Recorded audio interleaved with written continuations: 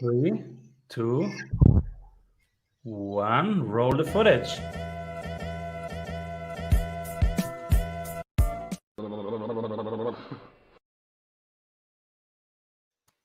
Hello, everybody, and welcome to the Strategy Show. Our guest today helps technical founders scale. He's general partner at Foundation Capital, and he's particularly interested in investing in machine learning and deep learning and how these technologies create new consumer experiences around the world. Welcome, everybody. Ashu, Garg. Thank you for having me on the show, Simon. So pumped to have you here, Ashu. What are you currently creating? You know, I have the privilege of working with founders to help them create, new technologies, new ideas, eventually things that become companies. Most of the time, I tend to work with founders, at the stage of an idea and help them convert an idea into what eventually becomes a product and a team and a company. I'm currently working on a couple of different ideas. I'm working with a founder who's trying to reinvent enterprise email. Enterprise email has been around for 25 years, and it's looked pretty much the same in the last 25 years. And I mean, it's been around for 40, but it's looked pretty much the same for the last 25 or so. And so the question is, if you had to reinvent email, what would that look like? So that's the one project I'm working on these days. Beautiful. And before we go into your 3 CEO tips, which will be never run out of cash, hire, and don't surprise your board, we move to the segment of our show that we call the Strategy Award.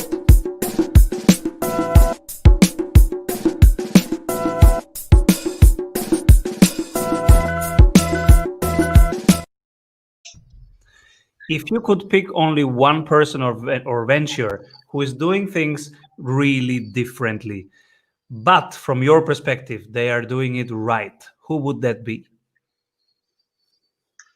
It depends on stage. I mean, if you look at what Tesla has accomplished in terms of creating a category, I think that is an inspiration to every founder to go into a large existing market and completely reinvent it. I think that is an inspiration to literally anyone in tech. So if I had to pick one of the whole universe, I would pick Tesla. And let's go to your first CEO tip. Why should we never run out of cash? Ultimately, the single biggest priority for the CEO is the same as that for a general leading an army. So if you're a general leading an army, you have to make sure, they say an army marches on its stomach. This, in some ways, the same is true for a company. And so it's a cardinal sin in some ways for a CEO to let a company run out of cash. And at the highest level, that's the number one priority, is to make sure don't run out of cash. Have you ever experienced people not having attention and not knowing always the runway, the current cash flow situation? All the time. I'm always surprised at how often you find companies where very talented CEOs who are very smart and very analytical. I mean, I've had this happen in companies that are analytics companies. So just don't have a handle on cash. And as companies grow, it gets complex because you have receivables and payables, and you're making all kinds of assumptions around cash. So, but as that complexity grows, I think that's the one thing a CEO has to hold close to them and make sure that there are no surprises on running out of cash. I love it as you share this with us, because we see in our accelerator, we see Series B and even more mature companies. But when we ask them for the numbers, we see also smart people, and we have people from IT consultants, strategy consultants, and very smart people, and also financially astute people, but they don't know the current runway. That's how it starts. When you ask them for profits, they tell you gross profit, but not net profit. Yep. And sometimes they don't even know the profit, but just the revenue. And sometimes even too late, because they get the revenue numbers like 2 months later from their systems. So yeah. And all of the things you said are issues. I mean, people wrongly define metrics. And so, even last week I met a company and we talked about gross margin, and we kept going on and on and on. And at some point I asked them, are your payment costs included in gross margin? Are your delivery costs included in gross margin? And they're like, no, we don't include those in gross margin. We include those in contribution margin. And, people just reinvent metrics all the time, and it does no one any good.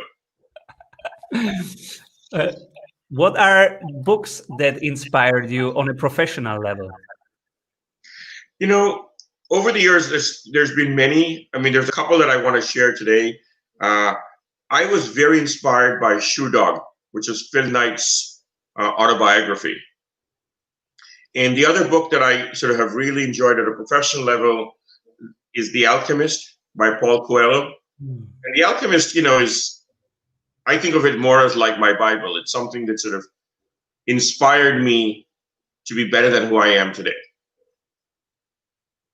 It's beautiful. Especially Shoe Dog is a great audiobook. So for people listening who like me do it while running or while doing sports, the audiobook is amazing. It's like a movie, a cinema movie. And it's a great audiobook. You're absolutely right.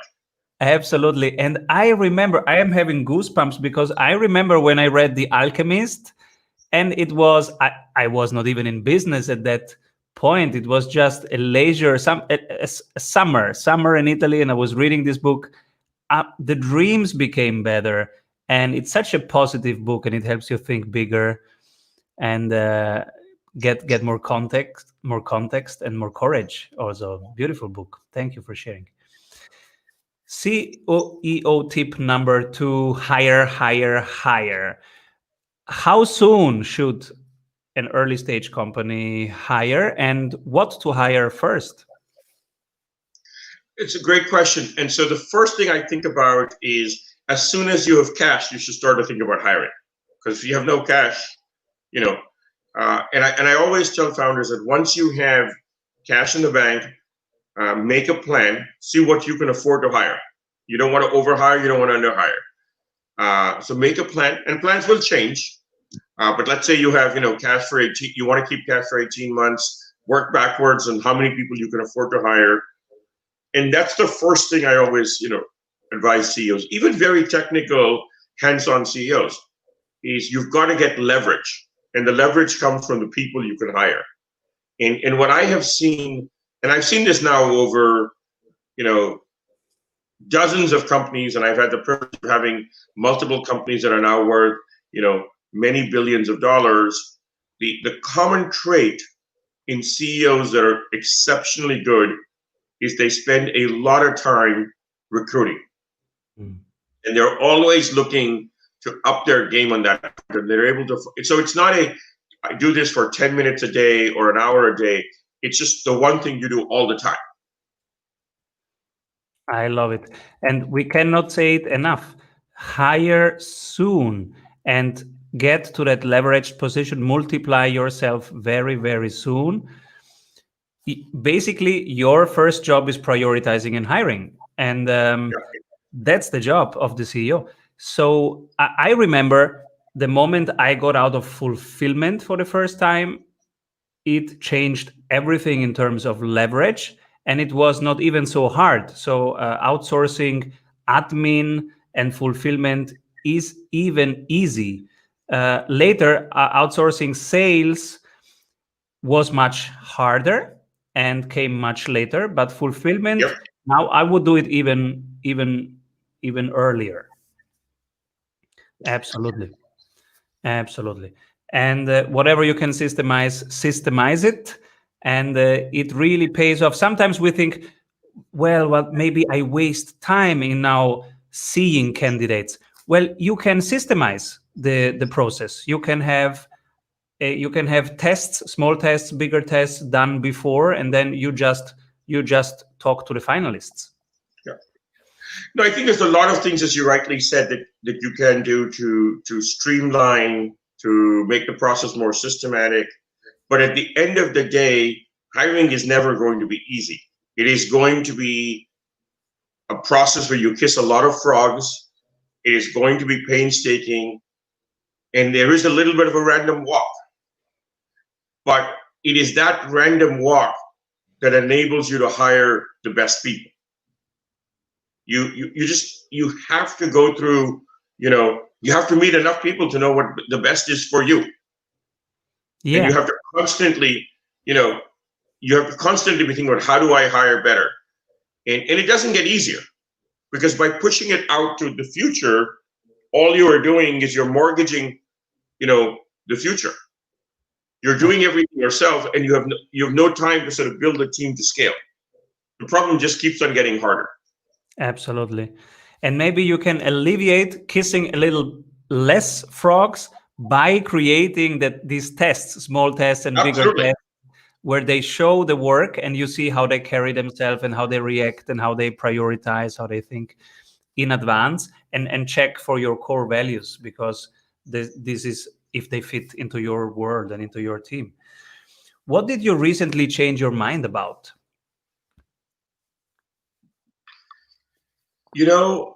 I was never a big believer in work from home.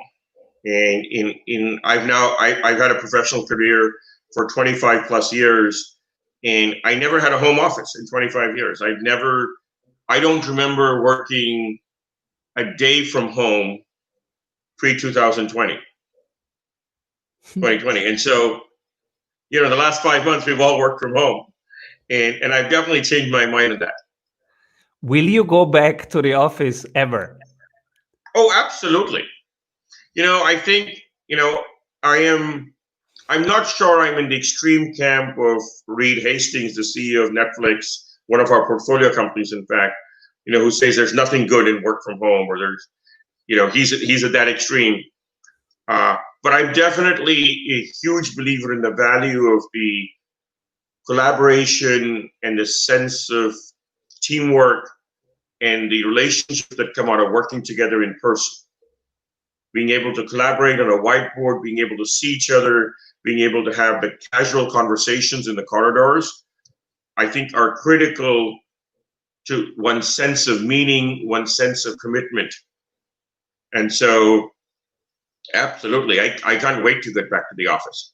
Now, it's possible that I, work from home 1 day a week, which I'd never done before. I think that's possible. Let's see how things go. Your third CEO tip: never surprise your board. Can you unpack that? Absolutely. The relationship between a CEO and the board is always a delicate one. The board, most of the time, is a cheerleader for the CEO, is a support system. It is helping the CEO accomplish his or her goals to advance the cause of the company. But at the same time, the board has the responsibility of making, in some ways, the most important decision in the company, whether to keep the CEO or to fire the CEO. And the board has a fiduciary responsibility to make that decision, in some ways, every time there's a board meeting. And so I think the dynamic between a CEO and the board is a delicate one. And I find that the CEOs that are most successful are the ones that make sure that when you come into the board meeting, you have context. You know what's gone, both good and bad, and especially the things that haven't gone well. You have the context to know what's been going on, and you can then focus on the most important issues, on how to address them as against process them. And so I think the best CEOs make sure the board members have context before they come in. They've had a chance to process, especially if it's bad news. We're all human. We have emotions associated with bad news. They've had a chance to process those emotions, and they come into the meeting, ready to problem solve and make things better. On the flip side, when you surprise the board, you show up and say, hey, you know what? we're running out of cash, or you know what, we just missed plan, or by the way, I fired my entire executive team. I've seen all of those things in the board meeting. The natural reaction of the board members is to say, WTF, what's wrong with this person? And it leads to distrust. And once you have distrust in the board, things just go downhill from there. If you would give an advice to a first-time founder, when should they search for a board, if to search for a board? So which conditions do they need to even need a board, and how do they see these conditions, and then how to start searching? So, in many situations, there's the fracture dynamic between the board and the CEO. But that doesn't have to be true. In the best situations, you can actually have a very healthy and productive dynamic between the board member and the board in general and the CEO. And I think putting that board in place early in the history of the company is actually valuable. So when I would say hire, one of the things to go hire is board members. So I would encourage CEOs and founders to start thinking about a board from day one. It's not your only priority, it's not your top priority, but it's an important thing to do. And so as you find your first few investors, start to talk to them and evaluate them to say which one of these would make for a great board member representing the investors' interests. As you meet executives, as you meet other CEOs, as you meet advisors, always ask yourself which one of these individuals could be a great independent board member for me. Someone who can be a coach, a mentor, but is also in some ways, your boss. And that's the delicate balance of board members. And so I would say start from day one. Definitely by the time you've raised a Series A, the odds are you will have a couple of board members. And so you should be prepared for that well in advance. What are trends in your field, in the field of machine learning and deep learning, that excite you most right now? I think the thing that has been amazing to watch about machine learning and AI is the rate of change and the explosion in the number of training models that are being developed. And if you look at that rate of change, it's faster than Moore's law. And we haven't seen anything change at a rate that is faster than Moore's law for many years. So that's the first thing that excites me, is the rate of change in this ecosystem, and things that we took for granted as impossible even 18 months ago are happening today. And I expect the same will be true over the next handful of years. So that's the first thing that's exciting for me. I think the second thing is really the improvements that have been happening in natural language processing, NLP.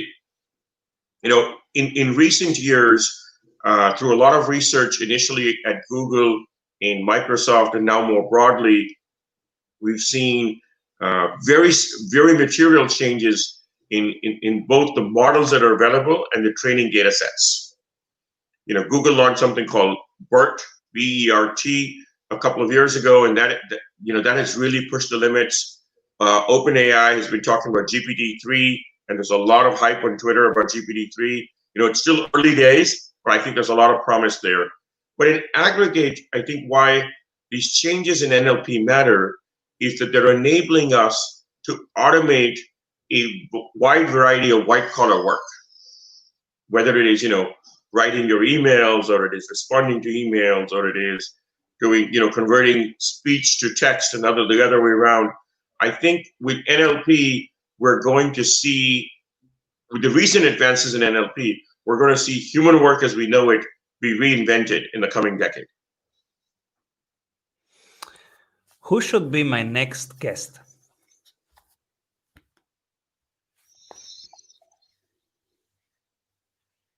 What kind of guest are you looking for?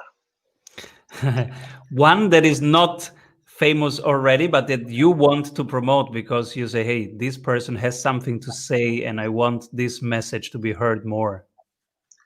Since we were talking about advancements in NLP, I'd love for you to invite my namesake. There's another Ashu Garg in the valley. No relationship at all. The younger, smarter, better-looking Ashu Garg. And he's the CEO of a company called Eightfold that is really, pushing the limits on NLP. I think you would really enjoy talking to him. Cool. Is there anything I forgot to ask you, Ashu? I'm really excited about what you're doing, and I think, I truly believe that the future of humanity and of our society is linked to our ability to sort of enable entrepreneurship in all its forms globally. It is the single most powerful force for good in a society and in a time that, I think there's lots of challenges. So I'm honored to be on the show, and I'm honored to be advancing the cause of humanity through the work I do in promoting entrepreneurship. Entrepreneurship is the single best power for good. I love this. And, the creative potential that comes out of that, of bringing things together and enabling different elements of society to come together, and something emerges from nothing. Actually, this is right now paradoxically through this situation that we go through. But as you can see, it brings us all together. It shows us that we are interdependent and that we can connect from far away to the other side of the world. And that when minds come together and when collaboration happens, that we can create better things. Yep, absolutely. So cool to have you here, Ashu. And thank you for sharing your journey with us.